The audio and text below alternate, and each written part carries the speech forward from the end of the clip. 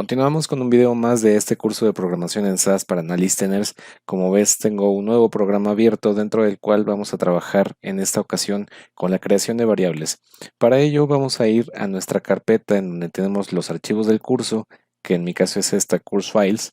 La expandimos y vamos a ver que tenemos un archivo llamado House Price. Este es un archivo de texto, vamos a abrirlo dando doble clic.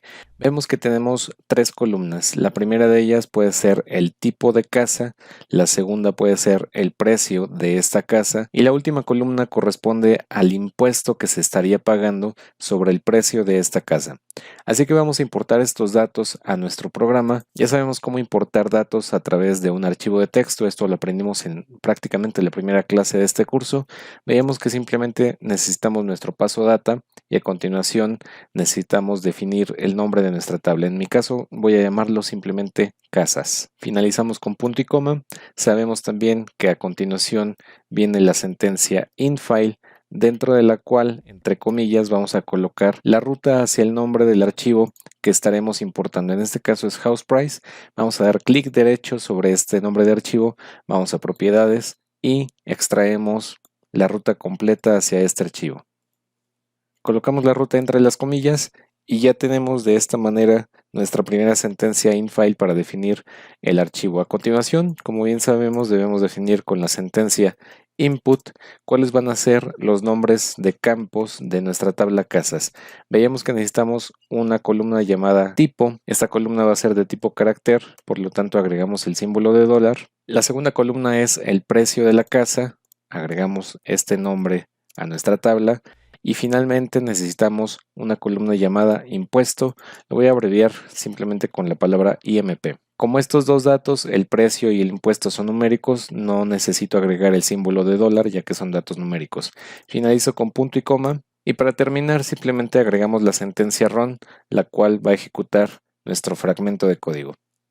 Como siempre, en primer lugar vamos a log, no tenemos errores, no tenemos avisos y vamos a los datos de salida, vemos que ya tenemos el tipo, el precio y la columna IMP que significa impuesto. Pero bueno, todo esto ya lo sabíamos, ya lo habíamos hecho en nuestra primera clase y este video de lo que se trata es de aprender a crear nuevas variables. Hasta este momento solamente sabemos crear variables utilizando la sentencia input y definiendo los nombres de variables dentro de esta sentencia. Pero en esta ocasión vamos a definir un nombre de variable adicional que queremos agregar dentro de nuestra tabla. Entonces, para crear una variable adicional que no se encuentra de nuestro archivo original, que en este caso solamente tiene tres columnas, basta simplemente con agregar el nombre de variable que deseamos crear durante nuestra ejecución del paso data. Por ejemplo, ¿qué pasaría si quisiéramos agregar una variable que contenga cuál es la cantidad real en pesos del impuesto que estaríamos pagando? Porque hasta este momento solamente tenemos la tasa de ese impuesto, pero si quisiéramos saber cuál es la cantidad, a cuánto equivale este 20% de 300,000, pues podemos agregar una columna llamada IMP-total.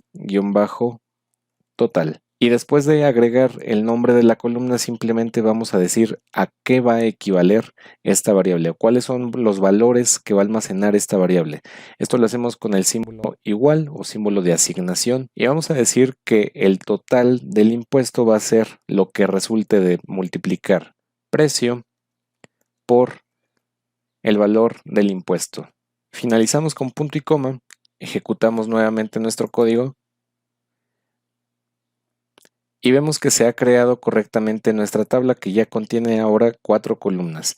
La columna tipo, la columna precio, la columna impuesto y en esta ocasión vemos el impuesto total. Estos 60,000 pesos que contiene aquí equivalen a multiplicar 0.2 por 300,000, es decir, es el 20% de 300,000 es igual a 60,000 y así lo tenemos para cada uno de los registros que hemos creado. De esta forma, como verás, es demasiado fácil crear nuevas variables dentro de nuestras tablas sin que necesariamente estas variables o estos datos estén contenidos en nuestro dato original.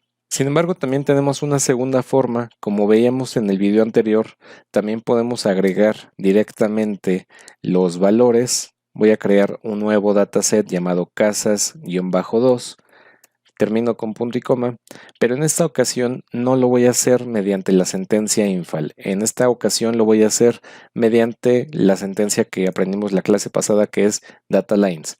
Para ello sabemos que en primer lugar debemos de definir nuestra sentencia input para definir las variables de nuestra tabla.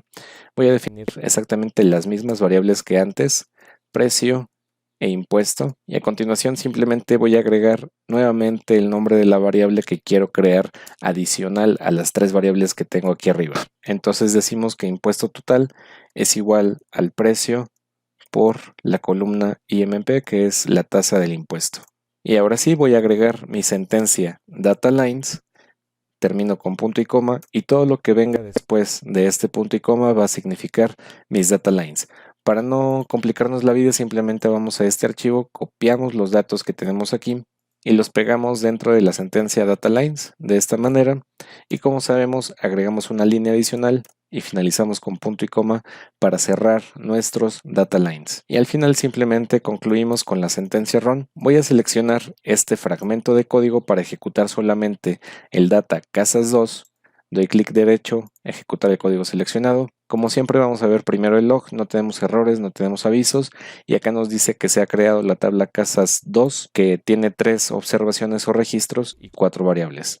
Regresamos a los datos de salida y vemos que efectivamente tenemos 4 columnas y nuevamente nos crea la columna impuesto total con el mismo valor de 60,000, que equivale al 20% de 300,000. Entonces tenemos estas dos maneras, ya sea que lo hagamos con infile, en donde deberemos de declarar cuál es el nombre de nuestro archivo, o bien que lo hagamos a través de data lines. Algo curioso que tiene SAS, sobre todo si vienes de otros lenguajes de programación, es que su forma de ejecución no es tan consecutiva como pudiéramos pensar originalmente. ¿A qué me refiero? Que normalmente en otros lenguajes de programación lo que tendríamos es primero la ejecución de esta línea, a continuación la ejecución de esta otra, y así sucesivamente hasta llegar al final de nuestro código. En el caso de SAS no es completamente así.